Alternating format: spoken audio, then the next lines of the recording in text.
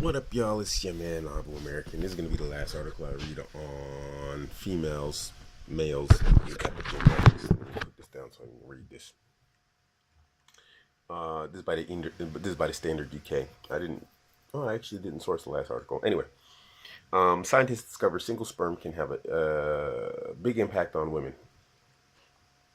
Sex may not always make the earth move, but there is evidence that it can shape up a woman's genes.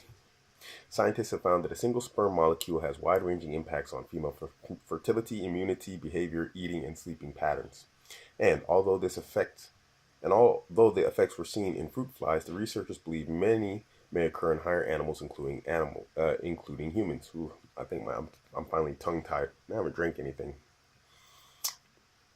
The sperm peptide, a piece of protein, triggered a complex pattern of changes in gene activity. These led to responses which became apparent at different times in different parts of the female body. Some appeared to advantage the male at the expense of the female. For instance, after mating, the female became less receptive to other males and invested a lot of energy into ensuring the survival of her offspring. Lead scientist Professor Tracy Chapman from the University of East Anglia, we mentioned this same professor in the previous article, said, "We tested the effects of one enigmatic seminal fluid protein known as the sex peptide and found it to change the expressions of a remarkable array of many genes in females, both across time and in different parts of the body.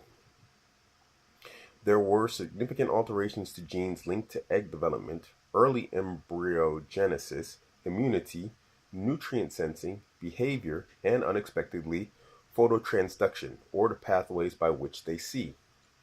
It showed that the semen protein is a master regulator, which ultimately means that males effectively have a direct and global influence on the behavior and reproductive systems of the female.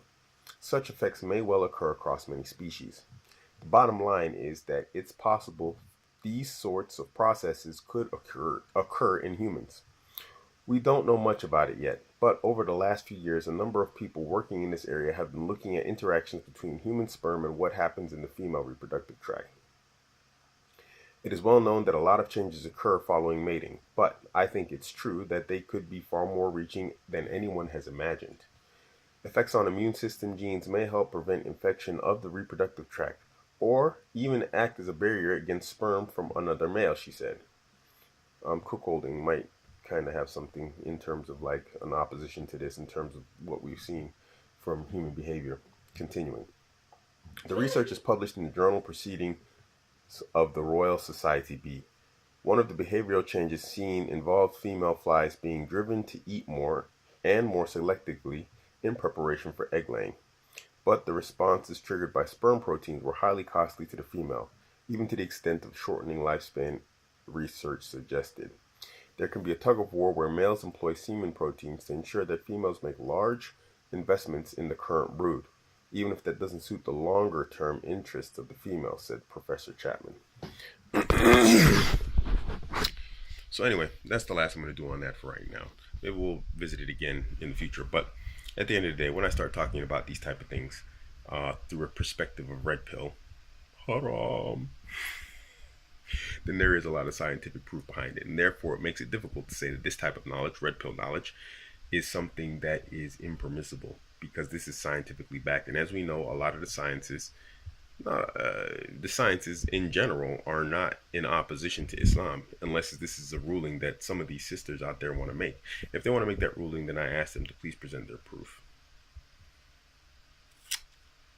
So anyway, touching off on that point again, taking another shot at that sister. Show me that red pill knowledge is haram. Show it to me. For non-Muslims, this means impermissible. Go ahead and show me that it opposes Islam. Scientific research combined together with social observation, human behaviorism, anthropological observations, psychological outcomes in terms of how people act and respond and behave. Throwing it all together and calling it red pill. But by way of shaming tactics, sisters, women will try and make you look like a bad guy for learning this stuff, which they'll learn in university by way of like psychology or some of these other stuff that they study. And I'm not going to call psychology kooky, but at the same time, it's not one of the imperial studies, the STEM field. So this is probably why women dominate it. I mean, I plan on studying psychology, forensic psychology to be exact. So, but as you can see, my interest in it is more from a practical stance and from a more proof-based stance, connecting from the STEM field into the field of human behavior. So, when someone says this type of stuff is haram or impermissible, or it's a concept which opposes Islam, I'd like to know where, because where does Islam say that this type of stuff right here, everything that was written here, no, this is not something that we accept? I'd love to know this. I'd love to see this. If someone's got something for me, I'd like to know. I'm not going to spend a whole lot more time on women here and Muslim sisters, because really they're just basically doing the same thing that non-Muslim women are doing in gynocentric society. They're trying to shame you back onto the reservation. How dare you be an escapee from the plantation of gynocentrism? And so I just wanted to just drop this scientific knowledge on how red pill actually operates, as opposed to how it makes them feel.